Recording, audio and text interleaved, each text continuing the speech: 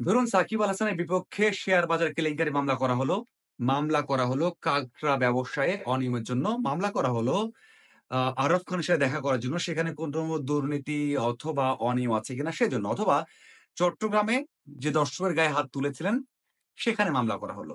তখন কি এখন যারা পাশে আছেন এরকম সবাই থাকতেন? হয়তো না। না থাকার সম্ভাবনাই বেশি ছিল। তবে এখন যে মামলা করা হয়েছে সেখানে যৌক্তিক কারণে অনেকে পাশে দাঁড়াচ্ছেন। সে বিষয়ে আসবো। তবে শুরু করতে চাই সাকিবের রাজনৈতিক ক্যারিয়ার নিয়ে।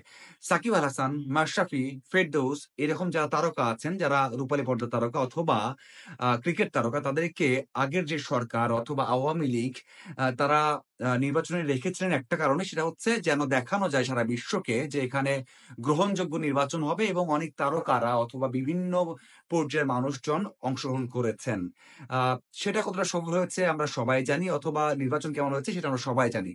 সাকিব আল হাসান নির্বাচন করেছেন এবং এই যে ৭ থেকে ৮ মাস এর মধ্যে বেশিরভাগ সময়ই কিন্তু দেশের বাইরে ছিলেন। এখানে দুর্নীতি করার অপশন পাননি, অথবা আ খুব একটা যেই পার্লামেন্টে থাকা, রাজনৈতিক কাজ করা সেই কাজও করতে পারেননি। এবং লাকিলি না, সাকিব আল হাসান যে রাজনীতিতে সেভাবে যুক্ত ছিলেন না সেটা কিন্তু বোঝা যায় যে এতজনের ঘরবাড়ি পোড়া হয়েছে, মাশরাফির বাসাতেও আক্রমণ হয়েছে, কিন্তু সাকিবের বাসায় কিন্তু কিছু করা হয়নি, অথবা সাকিবের কোনো ক্ষতি কিন্তু হয়নি। যদিও আমরা দেখেছি ছাত্র আন্দোলনের সময় তার পোস্টার, ব্যানার ভাঙা হয়েছে বা অনেক বেশি কি বলে আ হাঙ্গামা হয়েছে। তারপরেও কিন্তু দেখেছি সাকিব আল হাসানকে নিয়ে পরে হয়তোবা বিষয়টা ঠান্ডা হয়ে গিয়েছিল। এবং এখন আসা যাক যে বিষয়গুলো বললাম এবং যে মামলাটা হয়েছে এবং আ যেখানে মুশফিক, শান্ত থেকে শুরু করে সবাই পোস্ট করছেন, সাকিবের পাশে দাঁড়াচ্ছেন, এটা যৌক্তিক কিনা?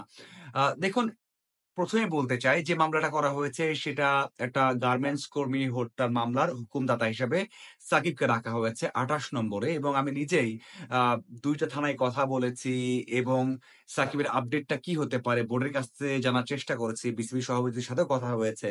তাতে মনে হয়েছে যে এই মামলার আসলে ভিত্তি বা খুব একটা যে স্ট্রং তেমনটা কিন্তু নয়। এজন্য কিন্তু সবাই জানেন, কারণ সাকিব যেদিন এই ঘটনা ঘটেছে, সাকিব সেদিন একটা ম্যাচ খেলছিলেন। সেটা গ্লোবাল টি-টোয়েন্টি লিগে, এবং সেইদিন ম্যান অফ দ্য ম্যাচও হয়েছেন। তার মানে এখানে যে ঘটনা ঘটেছে, আগের যে প্রেক্ষাপট যে সাকিব খুব একটা যুক্ত ছিলেন না রাজনীতিতে গত ৫ থেকে ৬ টা মাস, সেটা কিন্তু বলাই যায়। তারপরেও বিভিন্ন কারণে বিভিন্নভাবে যারা রাজনৈতিক আ ভাবে যুক্ত আছে তাদের নিয়ে কিন্তু মামলা হচ্ছে এবং হতে থাকবে, এবং সামনে হয়তোবা এর আপডেটটা পাওয়া যাবে। তবে সাকিবের যে আপডেটটা সেটা কিন্তু আমরা অবশ্যই এখন যেটা কিনা বিসিবির স্ট্যান্ড, সেখান থেকে বলা হয়েছে সাকিবকে ভাবমূর্তির জন্য হয়তোবা ২য় টেস্টে বিবেচনা করা হবে না। আমি নিজে প্রশ্ন করেছি এবং সেখানে উত্তরটা কিন্তু এমনটা এসেছে, এবং ২ থেকে ৩ টে প্রশ্ন করেছি। ১ম এ উত্তর দিয়ে ফেলেছিলেন বলে পরের ২ টাতে আরো স্পষ্টভাবে আমি উত্তরটা পাইনি। কারণ জানতে চেষ্টা করেছিলাম যে সাকিবকে আ খেলানো বাধা না থাকলে তাহলে কেন ২য় টেস্টটা খেলতে পারবে না স্ট্যাটাসে থাকলে? সেটা হয়তোবা বোর্ড সিদ্ধান্ত নেবে। তবে এই যে যারা পাশে দাঁড়াচ্ছেন তাদের কি খুব বেশি দোষ দেয়া যায়? আমি যে ১ম করের নাম বললাম, ১ম করের মামলার কথা বললাম, সেগুলো নিয়ে হয়তোবা মানুষের মনের মধ্যে প্রশ্ন আছে।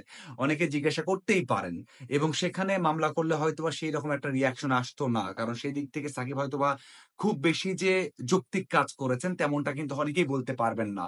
কিন্তু এখানে সাকিব যেদিন বাংলাদেশে নেই, ম্যাচ খেলছেন, সে যে মামলা হয়েছে, এজন্যই কিন্তু অনেকেই বলছেন এবং অনেকে বিশ্বাস করেন যে সাকিবের এখানে সংশ্লিষ্টতা নেই, এবং সেই বিশ্বাস থেকে কিন্তু সবাই পোস্ট দিচ্ছেন। যেখানে মুশফিক কথা বলেছেন, যেখানে আমরা দেখেছি বিজয়কে দেখেছি, যেখানে আমরা দেখেছি মুস্তাফিজ সৈকতকে দেখেছি, যেখানে আমরা দেখেছি সোহানকে দেখেছি, শান্তকে দেখেছি। তো তারা কিন্তু বিশ্বাস করেন, এবং আমি জানি হয়তো যারা সাকিবকে পছন্দ করেন না তারাও বিশ্বাস করেন যে এই মামলা হয়তোবা অতটা স্ট্রং না।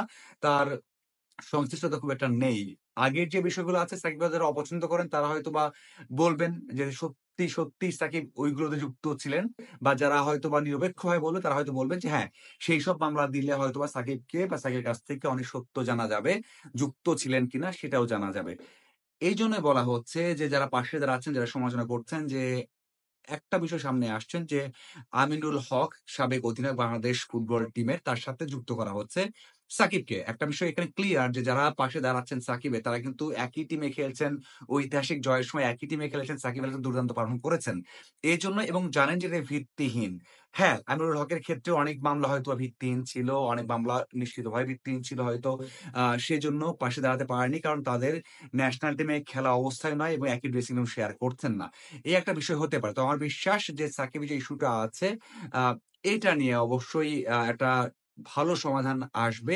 সেটা হয়তো অন্তর্বর্তীকালীন সরকার হোক, আইনশৃঙ্খলা বাহিনী হোক অথবা বোর্ড হোক, একটা ভালো সিদ্ধান্ত আসবে এবং আ সাকিব আল হাসান কোন দুর্নীতি করে থাকলে তার অবশ্যই আ যে বিষয়গুলো তদন্ত করা দরকার সেগুলো তদন্ত হবে সে বিশ্বাস অবশ্যই আছে। তবে সাকিব যদি কোন ভুল না করে থাকে তাহলে আগে থেকেই তাকে দল থেকে বাদ দেয়া সেটা আমি কখনোই সাপোর্ট করি না। কারণ যেটা হয়তো বোর্ড স্ট্যান্ড নিচ্ছে যে ভাবমূর্তির কথা বলে সেটা না হোক সাকিব আল হাসান আ যদি আ বিচারের আওতায় না আসেন, যদি কোন ভুল করে না থাকেন তাহলে খেলা চালিয়ে যাক। সে প্রত্যাশা আমি করতেই পারি। ধন্যবাদ সবাইকে সাথে থাকার জন্য।